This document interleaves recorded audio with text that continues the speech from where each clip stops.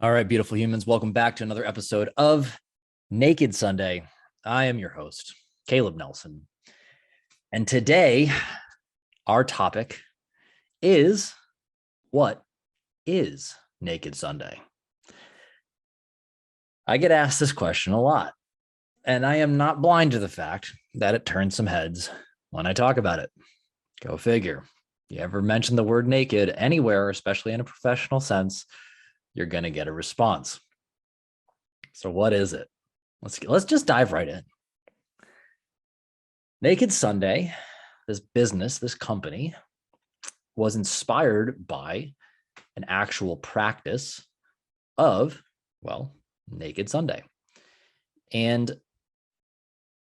how did this come about? Well, if you look at I think it's episode 20 with my wife, during one random conversation, she brought up Christina Aguilera, and I don't know why, but it talked about Christina Aguilera and her husband would spend Sundays naked together. And I've mentioned this a few times, but I never thought I'd be thanking her for something in my life. I don't know her from person on the street.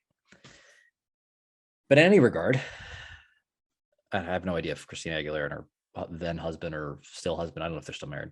Hopefully it's not a bad omen if they're not, but whatever. I was like, let's do that thing. Now, this is not a story about some of the fringe benefits that perhaps motivated some of the initial thoughts around this. In the most basic of form, Naked Sunday became a habit of just sitting butt naked on a Sunday all day, doing nothing. Really, in the beginning, it was just about me. I'm not going to go too far into it with my wife and whatnot.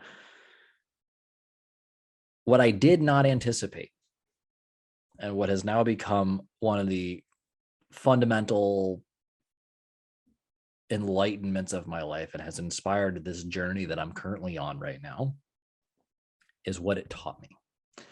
This became a journey of learning how to love myself and at the same time deepen the love and the connection with my wife. So what happened? All right. So a little background.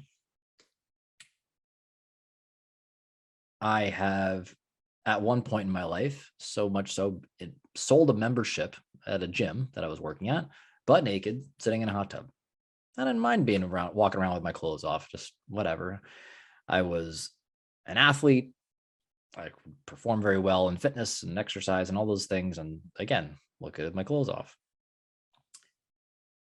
At this juncture, where Naked Sunday comes into play, I was the heaviest I'd ever been. I'd just come back from I believe our pseudo honeymoon, whatever you want to call it. And I was the heaviest I'd been. I was originally I thought I was around 200, but actually I looked back on some pictures of the scale and I was around 210. So all said and done, when this whole physical transformation goes down, I come down to about 161. So I think I lost around like 50 pounds. Anyway, that's a side story. This was a moment, we still at the gym. I felt very insecure in myself. I was the heaviest I'd ever been. I didn't feel good in my body. My knees hurt, my back hurt. Those had been chronic things I'd always dealt with. I had gotten to this point in my life where I was like convinced myself that I hated exercise. It was that bad. I was just stressed out, strung out all the time. Felt like I was carrying a lot of big external burdens for no reason, realistically, other than my own ego. So here we were. I'm going to speak for myself on a Sunday, stripped down, sat down, and just was. Now, you wouldn't think that this is a big deal, especially in the privacy of your own home. But what came up was surprising.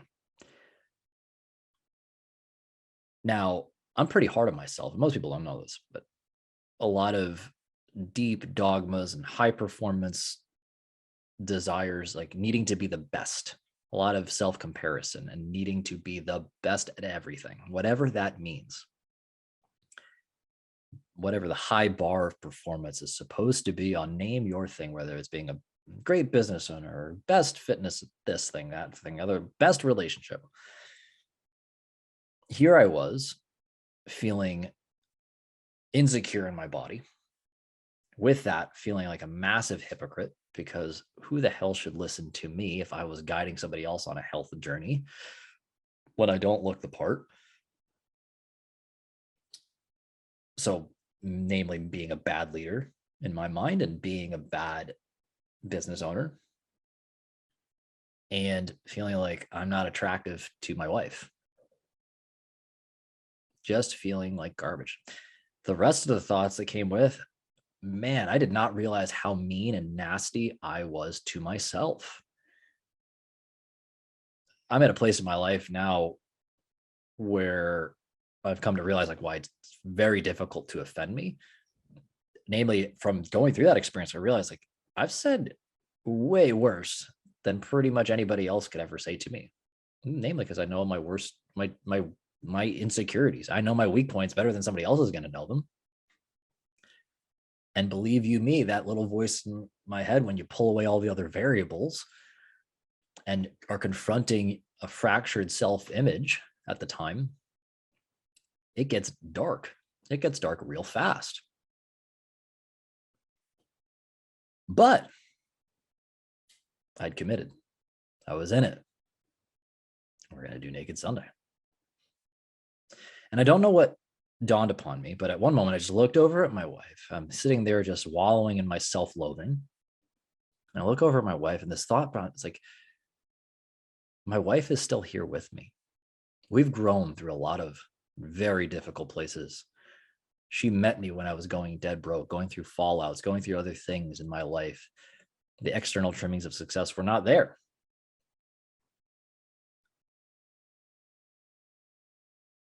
Yet here she was with me, by my side, loyal as ever, and had basically just doubled down. She said yes, and we eloped on a Wednesday. It was beautiful. And I love her a little more every day. I think we're 7 years into our marriage, our relationship at that point when we got married. Anyway, that's an aside. And then this question dawns upon me. It's like, well, then why does she love you? It's not just about this surface level thing about you, the money you can make or the abs you can have or how, whatever the thing is. Why does she love you?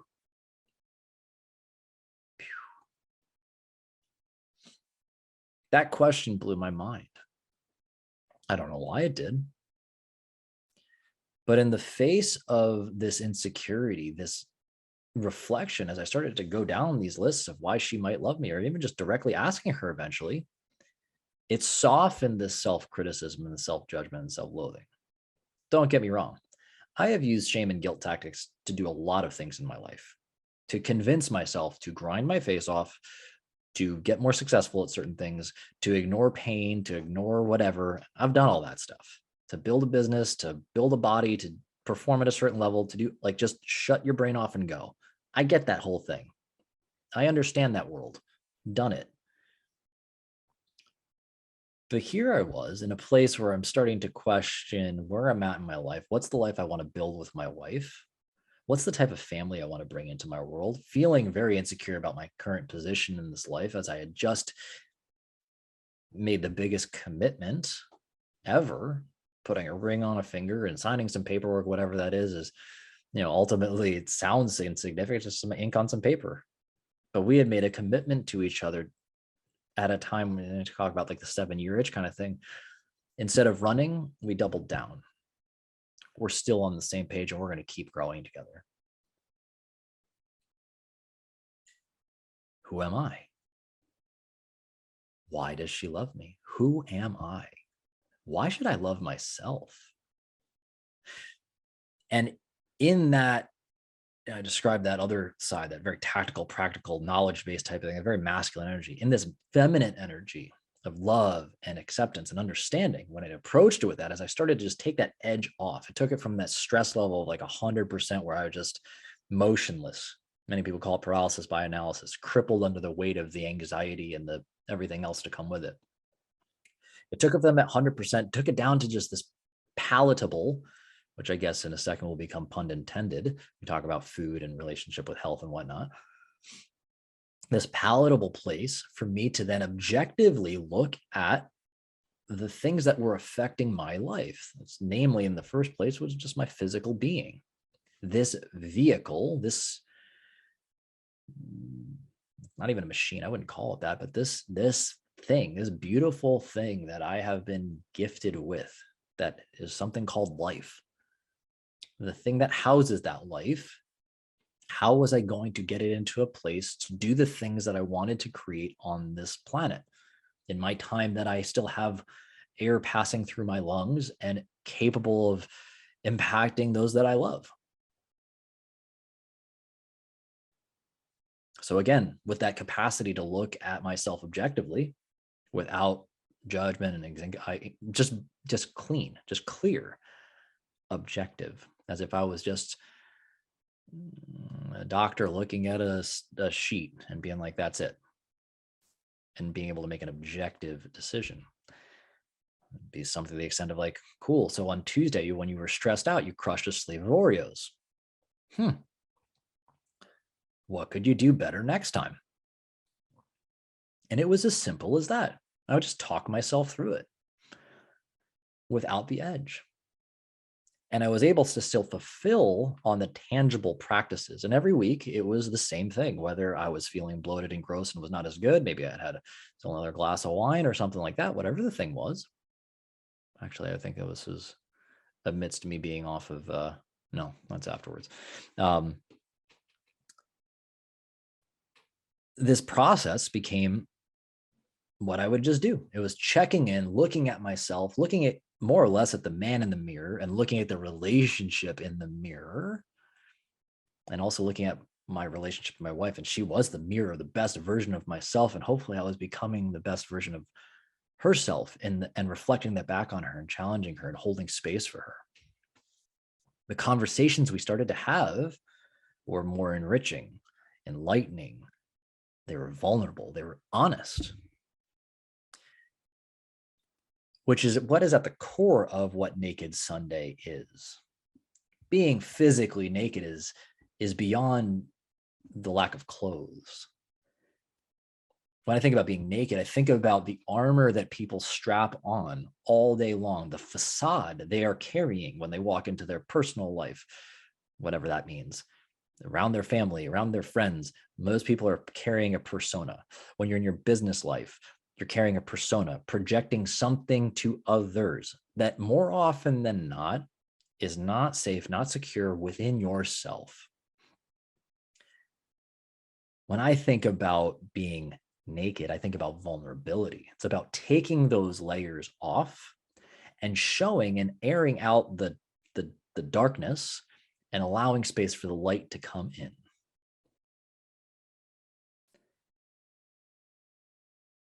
Allowing the true version of yourself to come through. Ironically, it's this taking away to then make space for growth, which to many people doesn't seem like it makes sense. But you're carrying a lot of burdens otherwise, whether it's quote unquote past traumas or whatever those things. You're carrying things from your past and they're informing your present that is affecting your future. And until we take a pause and say, is what I'm carrying, all this excess, serving me where I want to go? Until we pause and we do that, you're not moving nearly at the speed that you want to. No wonder why you're so frustrated with your progress. And not for nothing, it's not a surprise that you keep cutting yourself off when you do make any progress. Think of your crash and burn cycle with every diet. Most people are only looking at the surface. They're not looking underneath that at who you are. Again, the idea of who's the person in the mirror. What do you stand for? What are your values? What are your aspirations? What are the relationships you wish to hold in your space? What are the things that bring you joy? What makes you feel loved? How do you express love? How do you communicate? What do you need to feel fulfilled? What do you want to leave behind as a legacy on this planet? These are the questions that started to roll up every single week. And here's the reality. You don't know which one's going to come up when. It's that checking in. It's doing the same thing and reminding yourself first, hey, I love myself for XYZ reason. And if you're doing this with your partner, I love you because of this. And most people are not told that. Most people don't tell their loved ones why they love them. I'm a big one on word of affirmations, just in case you picked up on that. And what became so powerful about that understanding, about knowing why somebody loved me, especially when we saw very much eye to eye and we held these same core values dear and we held them true and we were going in the same direction. We wanted the same thing as a unit. My wife telling me why she loved me was basically simplifying the roadmap to get what I wanted. She told me, you need to deliver on this thing, this one thing, whatever it would be. And each week, maybe it was something new. And I think as you grow in a relationship, there becomes more layers of why you love somebody. To that effect, you should, I'm going to remove the word of dogma, but my hope is that you love your significant other more on the last day of your relationship than you did on the first day you met. It's about growing that love. By just engaging the same way on the ways you love to engage over and over and over and over again. There is new wrinkles in the same thing. And by being vulnerable and telling somebody why you love them and being vulnerable with yourself and being honest as to why you do love you, which I think a lot of people are afraid to say to themselves, are afraid to say why they love themselves, why they want to be valued in their existence, who they are at their core. I have this assumption and I operate from this belief that everybody at the end of the day just wants to be loved and accepted for who they truly are. Simple as that. Without all the other baggage. If we could just do that, we'd have speed and we'd have fulfillment at the same time. It'd be awesome. We'd have a lot of prosperity. Naked Sunday is checking in on that. It's the routine. It is the habit of connecting to yourself and to the relationships that encourage the best version of you. The more you do it, the stronger that muscle gets. It's like doing reps. You do one bicep curl, cool. You do 1,000 over a year, well, it's going to be a pretty damn strong muscle. And your confidence, your sense of stability, your sense of understanding, your ability to be creative with that same variable grows. You have competency in that. But it's the foundation that we must come back to and just keep pouring love into that. Because the more stable it is, the more it is just this receiver for prosperity long term. This is not a get rich quick scheme. It's about understanding the subtle habits, the subtle cues, those little things. And when you take the time to understand that nuance, you can add speed and complexity to the situation. It's the same way if somebody's never done an air squat, there's no reason to slap a 300 pounds on a barbell and say, get under that and squat it. There's no competency. There's no confidence in the ability to do so. And more than likely, it's going to come crashing down and problems are going to happen. And there's probably going to be some shame and some guilt. And people are already beating themselves up, going through their daily life on top of the other judgment and the nastiness that goes on in this world nowadays. Because most people in their insecurities try to tear people down. That's it. So Naked Sunday is an exercise in that. It's an exercise in empowering relationships on a mental, emotional, physical, spiritual level. All of those things must be accounted for. It is not one thing. It is all the things.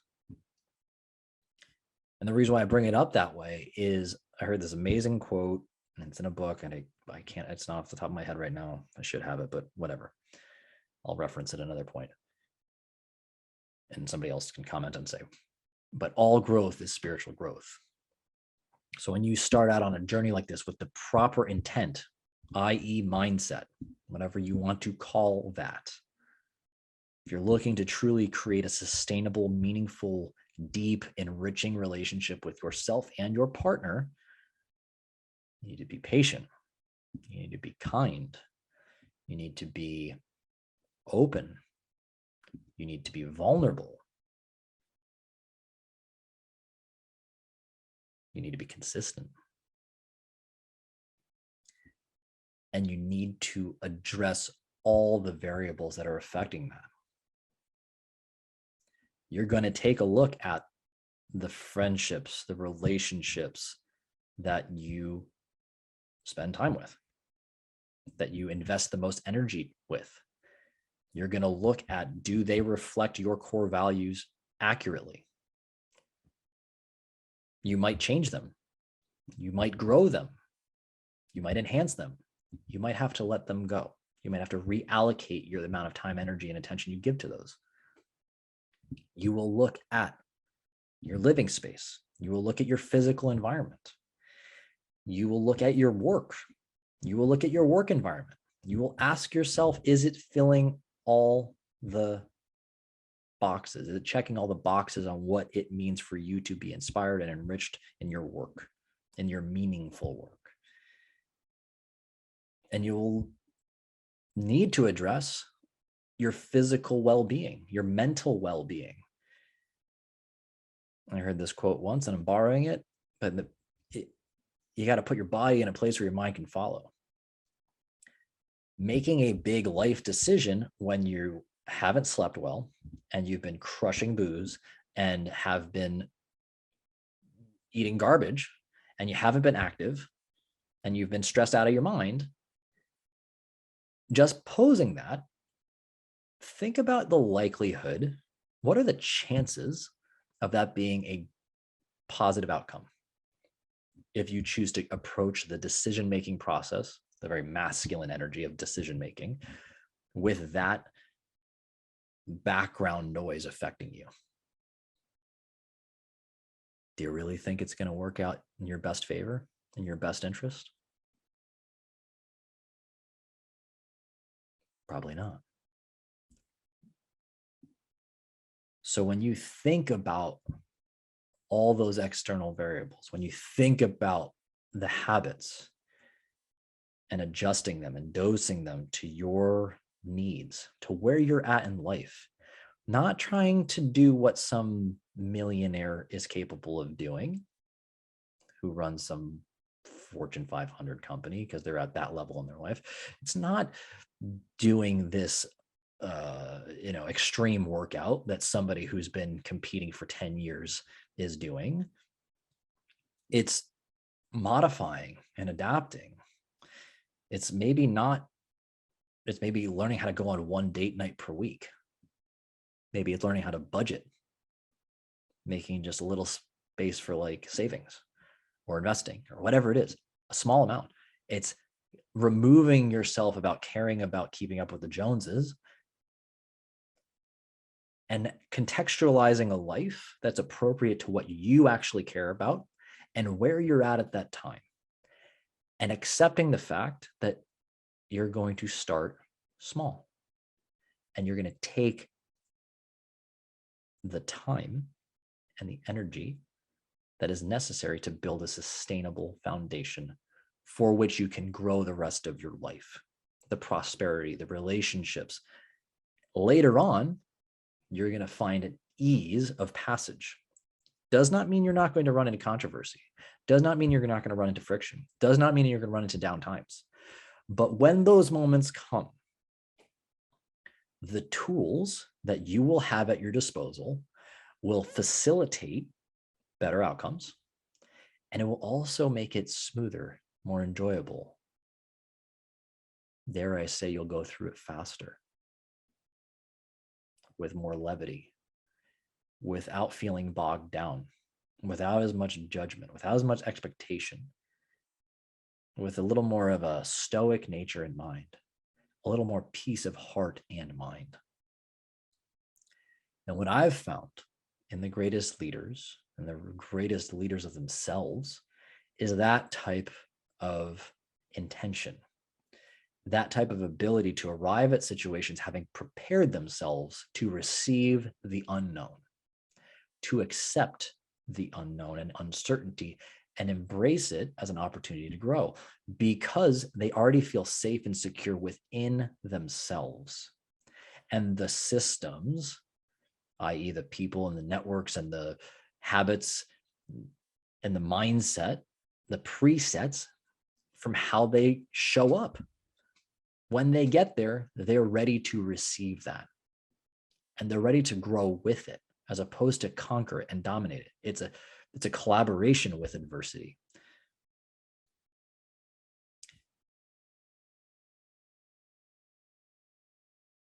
This is not an easy thing to comprehend.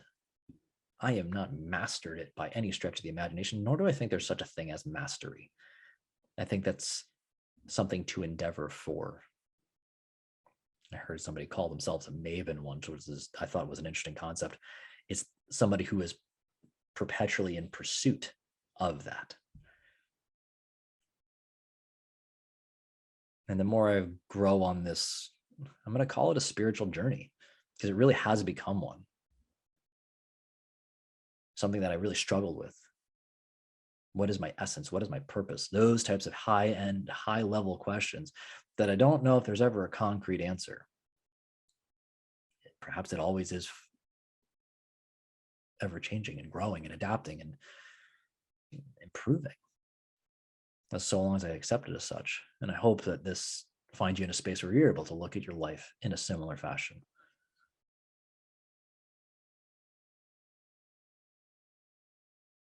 But that's what Naked Sunday is about. It is about empowering your relationship with yourself and your loved ones. You are your own training ground. Your home, your family unit is your training ground. You're practicing for the world. You're practicing for your purpose, for your work. And if you can't be honest by yourself, alone in a room, how do you think you'll be honest with others? How do you think somebody else will be able to truly trust you and rely on you if you can't even truly be honest with yourself and rely on yourself and be stable enough and confident enough to look at the person in the mirror and confront the darkness, to confront the insecurities, to embrace them and to love them, to meet that hate with love, with an open hand, and invite it in for dinner and say, hey, let's figure this thing out together. That's a different approach, my friends. My beloved, beautiful humans, my fellow human on this journey through life. That's a different perspective. And what I'm finding, the more I practice this, is the more peace I find within myself and within my relationships. I find a greater ease of passage through the good times and through the growth times. And I find more fulfillment and happiness in each and every opportunity that presents itself to me. I can love deeper. I connect far greater. I embrace my loved ones a little bit closer every time. I find a little more joy in my day. I find a little more fulfillment in my work.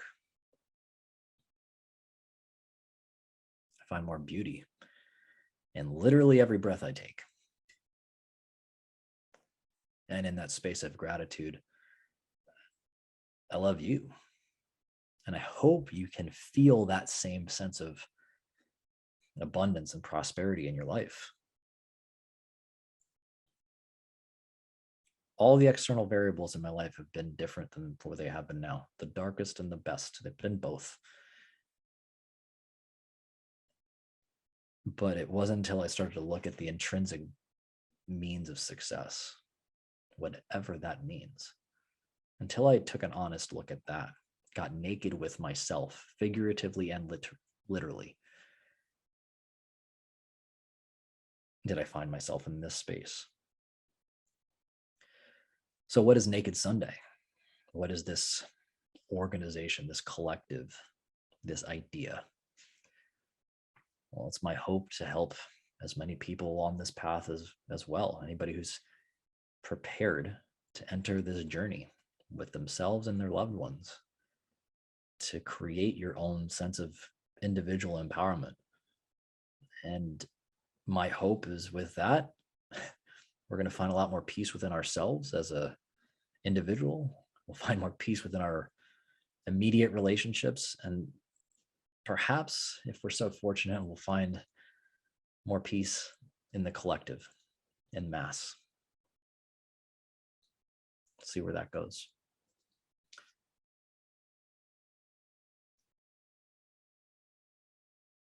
I'm going to close out my thoughts now, but I hope that in all of this, you find some value. I hope you found a little space for you to be a little kinder to yourself, to find a little more love for yourself. Hopefully, if you can just open the door to asking the question. And asking a question is a sign of confidence, my friends.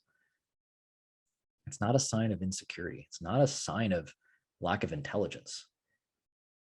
It's wise to ask questions because we cannot know everything. We can't learn until we ask. And when you ask, it shows that you're ready to receive. Kind of crazy. A little bit of giving, of vulnerability, allows you to receive in abundance.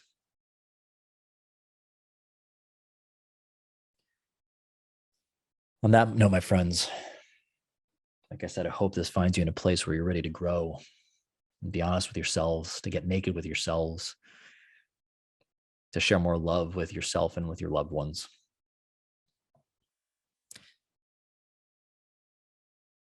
If you need support, if you need help, all you have to do is ask. But those are all my thoughts for right now. And until next time, I'm just reminding you, love everybody.